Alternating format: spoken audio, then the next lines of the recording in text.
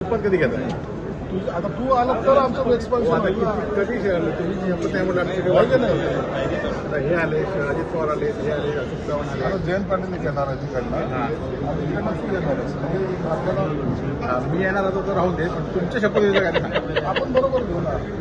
सगळे founder member तुम्ही करता शिवसेनेचे त्या शिवसेनेच्या आणि ह्या दोन्हीच मला कधी करणार सांगा मग ते होईल ना. कधी पण आता तू आल्यानंतर होईल. नाही तर तू तरी शिंदे साहेबांना सांग.